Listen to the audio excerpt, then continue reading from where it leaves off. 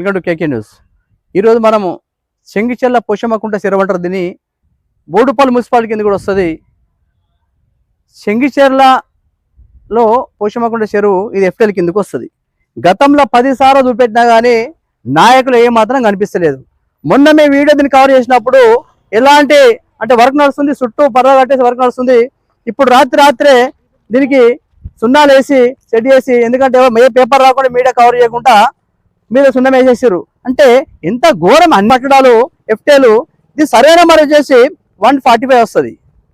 అంటే మీకు municipality commissioner కానీ టీపీఓలకు కానీ మిగతా నాయకులు కానీ రోడ్డు మీద కనిపిస్తాయా?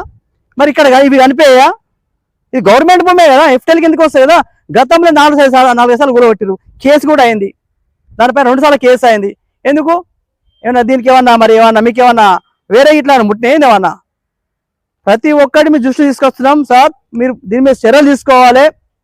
ఇప్పుడున్న మేయర్ కానీ డిప్యూటీ మేయర్ కానీ లేకపోతే ఇప్పుడున్న కమిషనర్ కానీ మీ దృష్టి పట్టుకొస్తూ జరుగుతుంది. అయినా మీరు పట్టించుకుంటలేరు. రోడ్డు కొనే పట్టించుకుంటారు, ఈ లోపల కొనే పట్టించుకుంటలేరు.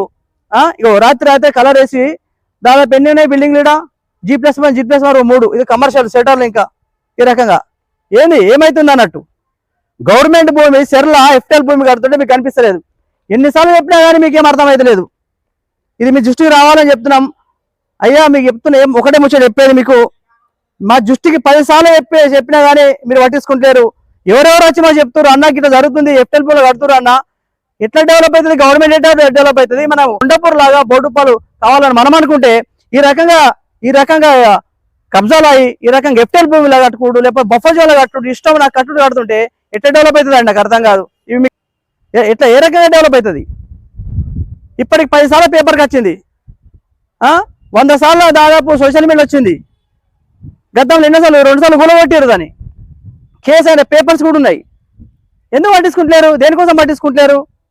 అంటే మీకు ఏమన్నా నాయకులు ఏమన్నా వచ్చి ఇది నాయకులు వాళ్ళు చుట్టాలు అవుతారా? మీకేమన్నా వీళ్ళకి మీకేమన్నా పొత్తుందా?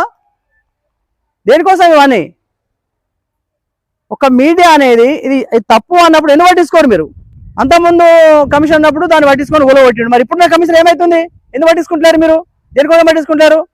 ఇప్పుడున్న తోటకూర అజయ్ గారు వచ్చిండు, మేయర్ గారు మీకు మళ్ళీ దృష్టి తీసుకొస్తున్నా. ఇంతకుముందు కూడా వీడియో చేసినాము, మీ దృష్టి పట్టుకొచ్చినాము, మీకు వీడియో కూడా పెట్టడం జరిగింది. మీ చూసినో మళ్ళీ మేము దృష్టి తీసుకొస్తున్నాం. దీనిపైన చర్యలు తీసుకోవాలి.